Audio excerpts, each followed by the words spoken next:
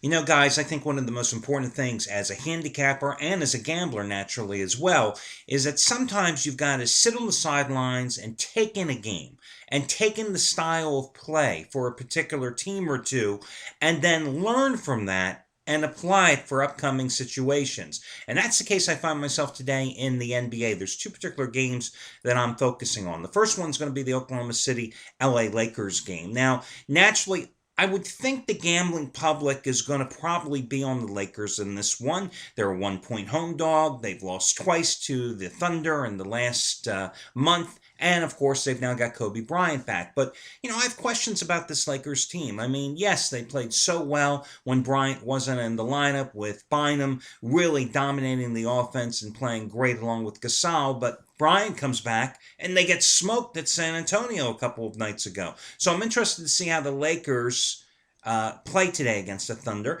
and I'm very much interested in whether or not this Lakers team can gel as we get in the postseason. And then let's talk about the Thunder. This team was looking like it was definitely going to be an NBA finalist, no ifs, ands, or buts. But I've always thought the Thunder have a big question mark. Yes, they've got the big 2.5 with Durant and Westbrook, and they've got James Harden, who just had that monster 40-plus game off the bench a couple of days ago as well, to lead the offense. But, as I've repeatedly said, and as you probably know, defense is different in the postseason. More importantly, the style of play is different in the postseason.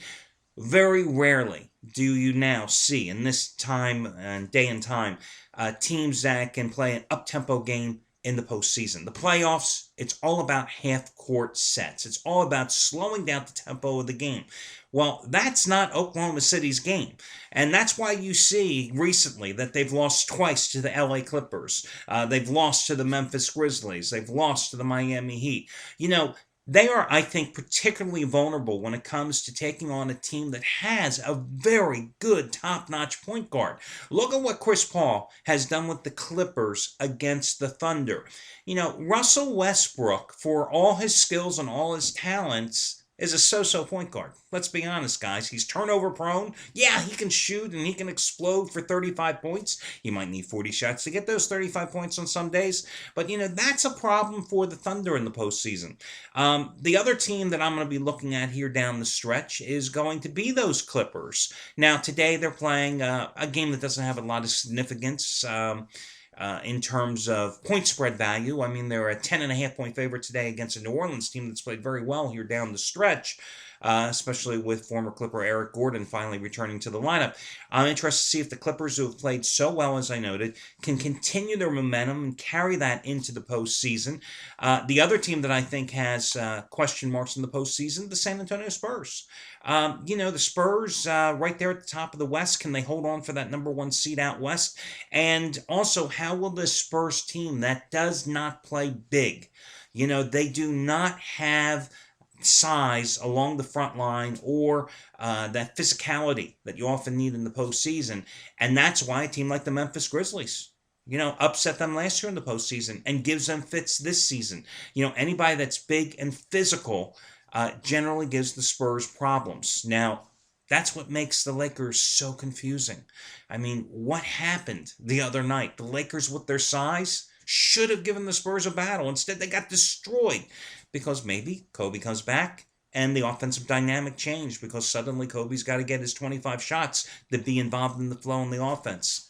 So that's what I look for as a handicapper and gambler here in these final waning days of the basketball season. Now, personally today, guys, I'm going back to baseball because that is where the best bet on the board is. I've told you repeatedly, and I'm going to say it again today, first 3 weeks of any season, no matter the sport, the best time to make money, especially here in baseball.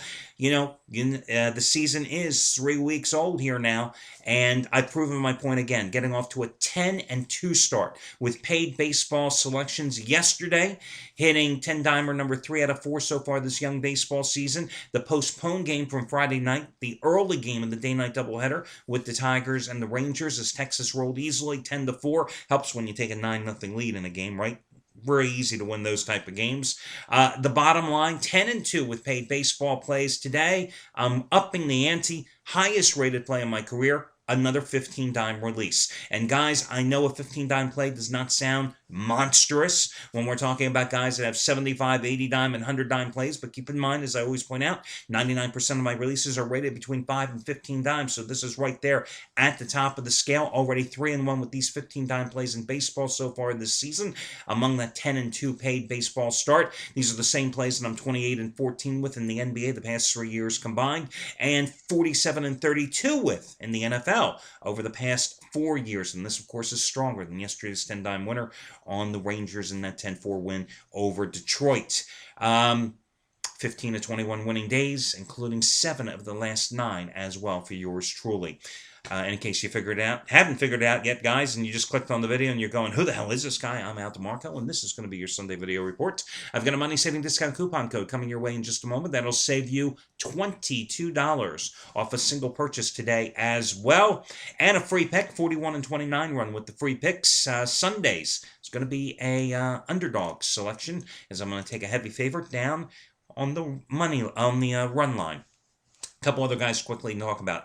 Anthony Red, yesterday, hitting 2 out of 3 30-dime baseball releases. You know, he was the number 2 baseball handicapper in terms of money won last year in baseball, right behind Chuck O'Brien. Last year, $10 bettors winning $6,425. I say he was number 2. I may have been number 2. It's so hard to figure it out because, of course, his rating scale is so different than mine. So one of us was number 2, but bottom line, all of us were in the top 3. And listen, what can I say about A-Red? You know, he's got short-term profit for you. 9 of the last 11 days, he's been on the plus side. A $10 better in that stretch has won $3,365. Over $3,300 in 11 days. Long-term, the guy is 85-51 over the past 95 days. In that stretch, a $10 better has won $12,812. Today, strongest baseball play of the season so far. 75 dime baseball winner, number 5 out of 7 on the Giants and the Mets contest. He's won 6 out of 7 60 dime plays. This is stronger. 29-12 run with 25 dime releases. This is 3 times bigger. So that's what Anthony Red has going for you. Derek Mancini won again yesterday. 40 dime NBA winner, number 10 out of 11. His underdog shocker of the year, part number 2. Sixers, 4.5 point underdog, outright in overtime against Indiana. I know what happened because I lost on that play. He's on a 39-21 run the last 60 days. A $10 better in that 2-month period has won $5,550. Today, 30-time NBA winner number 4 in a row, and it's another puppy, guys. Most recent one was the Heat over the Bulls on Thursday night. So that's among the good here at the site. As you know, I always have to point out the bad too. I mean, that's the only fair thing to do. Bob Valentino, yesterday, biggest play, second time he had a 60-dime play in the baseball season. He was off to a 3-0 start in baseball so far this year. 60-dime winner, loser yesterday, the A's, failing to get the job done against the Indians. Still, you know, Bob's plays, his last 42 baseball picks over the past 2 years have won a $10 better, $6,000. So nothing exactly to be ashamed of there. And matter of fact, over the past 4 years, a $10 better has won $8,117. $8,177 following his advice in baseball. And meanwhile, Craig Davis, guys, losing a teaser yesterday. Craig is in a big-time free fall here. 6 straight losing days. Now, I know you're not expecting to come to a site and having the guy in charge of the site tout a handicapper that has lost 6 straight days. But again, without integrity, without honesty, without being totally forthcoming about the guys that are winning and losing, well, again, as I always say, without integrity, we have nothing. So that's why I point out the good and the bad. Also, yesterday, Chris O'Brien, Chris Jordan, who had won 24 of the past 31 days or 32 days, had a highest rated 1,000-star release in the NBA, his second of the row this season. It was a loser. He was also on the Pacers last night. I'll tell you what, I couldn't understand what happened in that Pacers game last night. I mean, that was a whack job game, but anyway, they lost. Let me get your money-saving discount coupon code, guys. It is going to be simply, drumroll, please, April 22. April 22. and it'll save you $22 off a single purchase today. You don't have to buy my place, guys. You can buy anybody's at the site. April 22, April 22, and the number 22. That will save you $22 off a single purchase today. Now, listen, guys, for my free selection today, I'm going to take a look at the game between the Milwaukee Brewers and the Colorado Rockies. But rather than play this one straight up, and it's already $1.55 to $1.60 favorite most places, I'm going to turn to this game and instead play it on the money line and go ahead and lay the 1.5 runs with the Brew Crew in this particular game. In fact, looking at the latest money line price in this game, I'm going to turn the Brewers. Let's see, what do we got here? Gotta look. Don't you love live video reports? You think I'm going to restart this report and do it from scratch? You're absolutely crazy. The Brewers, nice run line, $1.35 underdog in that one. Some places $1.30, but more often than not, it is a $1.30. I like them in this particular spot again. I like the Brewers on the run line. Listen, they're going with Gallardo here on the mound. Now, I know he's 0-4 lifetime and 6 starts against the Brewers, against the Rockies with an ERA approaching 7, but he has pitched well here in his last start, and he's pitching at home, guys. And listen, at Miller Park, Gallardo is 30-16 lifetime with an ERA of 3.32.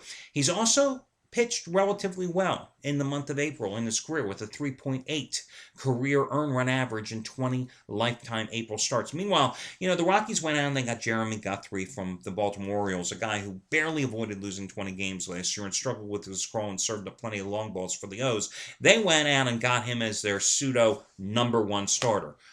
Are we kidding? I mean, come on, Guthrie's nothing better. If he's in a role, nothing better than a 3. Maybe even a 4. What he is an innings eater. Problem is, he eats a lot of innings and he gives up a lot of runs. I don't know if that's like going to Weight Watchers and gaining weight. I just don't think that works when you're counting on that type of guy to be your #1 starter. In 3 starts so far this season, his earned run average is 7.79. In his career, the month of April is his worst, with the highest career earned run average in that particular month with a 4.66 and a 5-11 record. Listen, he pitched at home in his last start against San Diego, the Padres, a team that's like offensively inept, okay? They beat him up for 9 hits, 6 runs, and 7 innings. Prior to that, he pitched against San Francisco at home, lasted 3 1/3 innings, gave up 9 hits and 6 runs in that game, a game in which I think the Rockies staked into a 6-0 lead because I was on the wrong side that night with Tim Lincecum, and I think the Rockies came back, won that game like 17-9. They may still be scoring runs in that game as far as I'm concerned with how poorly Lincecum pitched. The Brewers lost Friday's opener in the series 4-3. They came back. They won yesterday. Snapped a 2-game slide overall. And now, I'm going to go with the Brewers again. A team whose bats had been relatively quiet. They've scored 17 runs here of late in their last... Actually, scratch that. That's wrong. Take that out of the equation. I'm going to go with the Brewers again on the run line as the $1.30 to $1.35 underdog. Remember, money-saving discount coupon code April22. And it'll save you $22. Good luck, guys. Talk to you again tomorrow.